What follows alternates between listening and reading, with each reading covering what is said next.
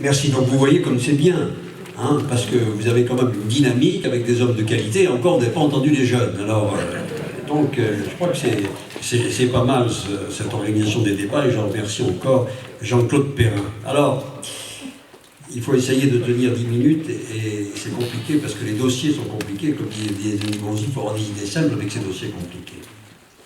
Il y a ce qui est intérieur à Grenoble. Grenoble est asphyxié intérieurement. Pour partie, parce qu'on a interdit aux véhicules d'entrée. Je crois que l'adjoint à l'immobilité disait qu'il y avait 80 000 voitures qui n'entraient plus, qui ne pénétraient plus dans Grenoble, et donc qui étaient aux entrées et qui polluaient. Et à l'intérieur de Grenoble, nous avons lancé, nous, les opérations tramway, les premiers, dans les conditions les plus difficiles, c'est-à-dire dans la ville ancienne, dans les petites rues de la ville ancienne. Donc le tramway se poursuit. Nous avons lancé, nous, les pistes cyclables, à l'intérieur de la ville et à l'extérieur, avec ce que nous avons fait sur les pistes cyclables du Grésivaudan. Il y a aussi les déplacements à pied. On n'a pas besoin de panneaux pour les déplacements à pied. On sait se déplacer dans Grenoble à pied sans avoir besoin que M. Destot nous dise la distance temps. D'ailleurs, il est venu inaugurer ces panneaux avec sa voiture. Elle aurait dû réfléchir avant de partir. Parce que de l'hôtel de ville à la place Victor Hugo, moi je m'étais à pied, puis je rentrais pas plus une dizaine de minutes. Donc il n'aurait pas besoin de panneaux. Bon. Alors le déplacement à pied, le déplacement en tramway, les pistes cyclables, ça c'est l'intérieur de Grenoble. Avec la possibilité de stationner. Depuis 18 ans, on a construit 0 parking et on supprime 2200 places. Nous avons construit tous les parkings de la ville, et je rappelle que celui du musée, nous l'avons construit à 900 places, heureusement qu'il est là, contre les socialistes du conseil municipal qui s'y sont opposés. Il faut donc reprendre une politique de stationnement équilibrée pour que le commerce, l'artisanat, les salariés et les habitants puissent travailler dans de bonnes conditions. Ça, c'est l'intérieur de Grenoble. Maintenant, je vous demande de vous projeter, mais le Y grenoblois, pour qu'on parle ensemble de la même chose. Il faut avoir que vous ayez la carte dans votre tête. Parce que ce qu'a abordé M. Vialet tout à l'heure, et Mathieu Chanussy et Denis Bonzi, et après, c'est ça, c'est comment l'agglomération poursuit son développement, parce que les communications et les déplacements, c'est l'économie, c'est le progrès, c'est la civilisation depuis la nuit des temps. Et on ne progresse pas sans communication et sans déplacement. Et donc, il faut que notre agglomération continue de progresser. Donc, regardez ce Y. Et je dis à M. Vialet qui nous disait il faut que l'UMP se mobilise. Je suis navré, je ne veux pas vous ramener à la politique, mais enfin, Grenoble-Chambéry, c'est la droite. Grenoble-Valence, c'est la droite. L'inscription de Grenoble-Sisteron, c'est la droite. Le blocage de Grenoble-Sisteron en 1997 par Jospin, c'est la gauche. Alors, je ne sais pas. Et Grenoble-Valence, il y a encore des témoins, peut-être des journalistes. Il a fallu que nous changions de majorité au Conseil général, que nous battions Louis Mermaz pour pouvoir faire passer Grenoble-Valence, contre laquelle le Parti socialiste s'est toujours opposé. Donc, excusez-moi, mais bon, l'appel à la mobilisation, nous la connaissons. Alors, nous avons Grenoble-Sisteron bloqué depuis 1997. Par qui? Par le gouvernement Jospin, qui en 1997 a fait un accord avec les écologistes, Mme Voynet, ministre de l'Environnement. Ils sont venus avec M. Guessot, le ministre des Transports, en 1997 à Grenoble, pour dire le gouvernement Jospin bloque Grenoble-Sisteron dans le cadre d'un accord PS vert. Point final. Depuis 1997, c'est bloqué. Le Conseil régional Rhône-Alpes a pris position contre. La ville de Grenoble, rappelée il y a 2 mois par Michel Destot, a pris position contre. Le Conseil général, M. Vialet, de André Valigny, a pris position contre. La dernière prise de position du Conseil général date de octobre 1985. C'est une délibération hostile à Grenoble-Sisteron. Et le président du Conseil général est en train de vous jouer de la mandoline en vous disant, parce qu'il comprend, il voit quand même l'asphyxie de l'agglomération, puisque lui-même est tout le temps en voiture, donc il le sait, il voit l'asphyxie de l'agglomération et il dit « Je suis favorable à l'autoroute Grenoble-Sisteron pour vous calmer ». Comme il était favorable au tramway de Moiran pour vous calmer, comme il vous a annoncé la rocade nord et vous avez déjà applaudi pour vous calmer, il n'a rien fait de tout ça. Et là, c'est toujours pareil. On est en train de vous dire « Mais Grenoble-Sisteron, je suis pour, mais je ne fais pas voter le Conseil général, il ne délibère pas ». tous les élus socialistes sont hostiles, ils viennent de le rappeler. Et donc, on vous dit, vous nous avez signalé le député Duron, excusez-moi, le député Duron du Calvados, c'est lui qui va décider Grenoble-Sisteron, Monsieur le Président? Mais vous plaisantez. Une décision de ce type, vous êtes en train de vous enfumer, permettez-moi l'expression, de vous emmener dans des impasses. Ce n'est pas le député Duron du Calvados qui va décider tout à coup, après son rapport que je connais, qu'on remet l'autoroute Grenoble-Sisteron bloquée par un accord entre les socialistes et les Verts.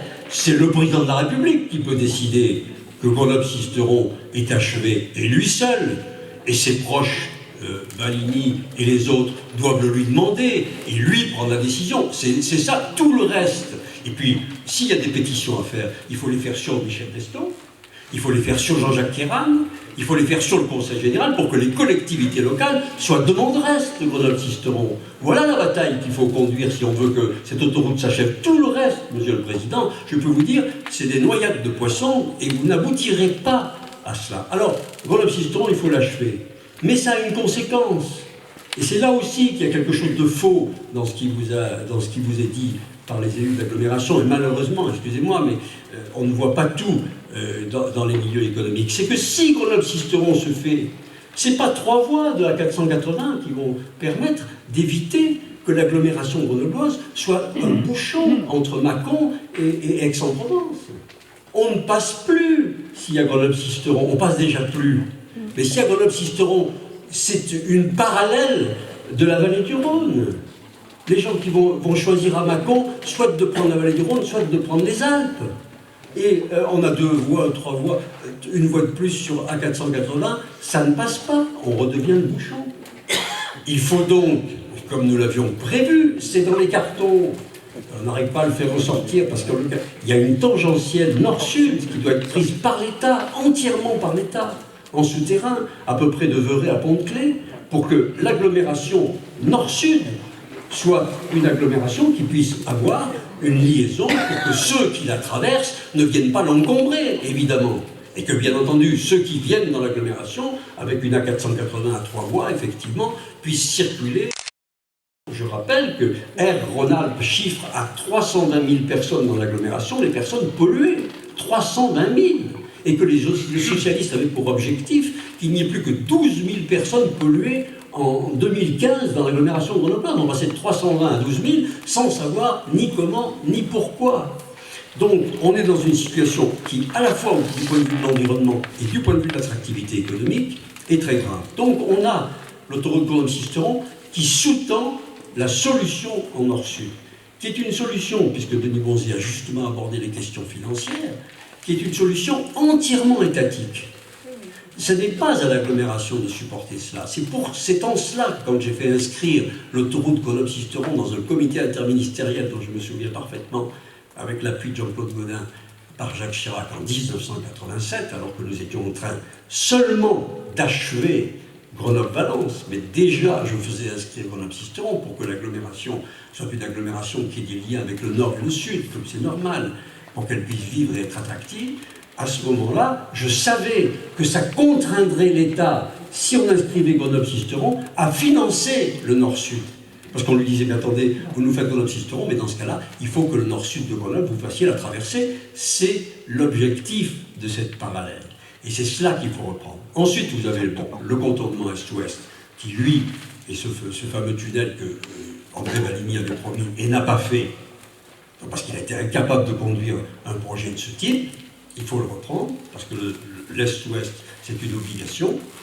Il faut reprendre la question du TGV. C'est pas possible, parce que ça, c'est lié avec ce qu'a évoqué à juste titre aussi le président Vianney, c'est l'utilisation du train. Pourquoi on ne peut pas utiliser plus le train pour les liaisons domicile-travail intervilles? Parce que le TGV Teuf-Teuf bloque la ligne actuelle. Il y est toute la journée dessus.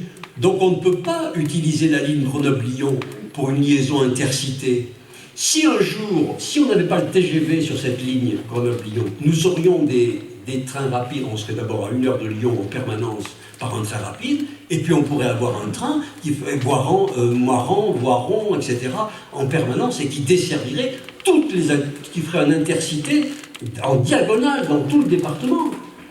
Et c'est incroyable. Voilà, la cloche arrive. Mais ça ne fait rien. Vous avez dit déjà pas mal de choses, parce que le train, et pourquoi on n'a rien fait aussi, Monsieur le Président, depuis 20 ans, vous avez dit, la Chambre de commerce a dit, on n'a rien fait depuis 20 ans en matière routière, on n'a rien fait depuis 20 ans en matière de train. C'est-à-dire que Nice a obtenu l'inscription du TGV. Nice, le TGV va arriver à Nice un jour peut-être. Marseille là, et Grenoble n'a rien, parce qu'il s'arrête à Saint-Exupéry.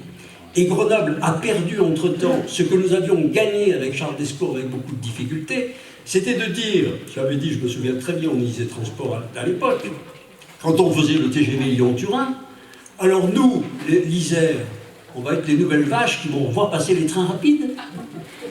S'il y a un TGV Lyon-Turin, il faut qu'il y ait une gare Savoie-Dauphiné au passage de ce TGV, gare TGV que nous avons obtenue, qui devait s'installer entre Pontcharrat et Montmélian, au bout de la vallée du Grésivaudan. Cette gare TGV qui était inscrite dans le projet TGV Lyon-Turin pour qu'au moins tout le Grésivaudan soit à 2h10 de Paris, en allant prendre le train sur ces nouvelles gares. Nous ne sommes plus à la mairie depuis 1995. En 1997, le maire de Chambéry, secrétaire d'État au logement, Louis Besson, obtient que cette gare soit supprimée et soit installée à la gare de Chambéry. C'est-à-dire que le TGV Lyon-Turin, dans le projet, regardez la carte, il y a une barre, un barreau, qui à un moment donné quitte le TGV Lyon-Turin, qui va dans Chambéry et qui va à la gare de Chambéry. Évidemment, ça change tout pour le Grenoblois moyen ou l'habitant du Grésivaudan, ne va pas traverser Chambéry, aller se garer, pénétrer au cœur de ville pour aller prendre le TGV. Mais c'était une fierté du maire de Chambéry. Et cette fierté-là, imbécile d'ailleurs sur le plan du développement, de la Savoie et de l'Isère, le maire de Grenoble, Michel Destaut, le président du Conseil général, l'ont laissé totalement passer. Donc on a perdu cela. Et puis l'autre alternative au TGV que nous avions, qui consistait à faire que soit à partir de Saint-Exupéry par un tunnel qui nous permettait de faire la nouvelle ligne, soit entre Moirans et la vallée du Rhône, on faisait une nouvelle ligne dans les Champs d'Aran et dans la vallée de la Bièvre, nous avions un TGV qui était un vrai TGV, qui mettait Grenoble, qui permettait d'aller à Barcelone et qui permettait d'aller à Paris dans des conditions normales, mais surtout qui libérait la ligne intercité qui permettait de faire ces dessertes dont nous avons besoin. Je ne dis que cela, parce que j'aurais encore beaucoup de choses à dire, mais c'est cela qu'il faut faire. Parce que c'est cette vue d'ensemble qu'il faut avoir, à la fois en l'intérieur de l'agglomération, un type de déplacement qui soit équilibré entre le vélo, le transport en commun, le véhicule individuel, la marche à pied, et dans le véhicule individuel, il faut réintroduire le stationnement, la possibilité de stationner dans la ville. Et au niveau de l'agglo, de la desserte de l'Isère, de ces liaisons internationales, il faut reprendre ces dossiers et les porter un à un pour que, Monsieur le Président, à nouveau, l'agglomération redevienne attractive, ce qu'elle n'est plus. Elle ne l'est plus du tout. Il suffit de voyager et vous en êtes pour savoir qu'elle ne l'est plus du tout et que plus aucun chef d'entreprise ne peut venir installer une entreprise où il faut 3 heures de TGV pour venir, on ne peut pas faire de rendez-vous dans la journée, pour ne prendre que cet exemple, qui est inaccessible, asphyxié, et qui a d'ailleurs des conséquences sur la qualité de vie des habitants, qui est tout à fait considérable. Voilà ce que je souhaitais vous dire, entre autres, beaucoup d'autres choses, mais comme le Président ne me donne que 10 minutes, je m'arrête là pour vous dire que c'est cette marche en avant qu'il faut que l'agglomération reprenne, marche qui a été arrêtée, le vice-président de la Chambre de commerce l'a dit, il a dit il y a 20 ans qu'on n'a rien fait en la matière, c'est ce retard-là qu'il nous faut remonter pour repartir, pour qu'on soit à nouveau attractif et qu'à nouveau Grenoble soit la ville qui gagne.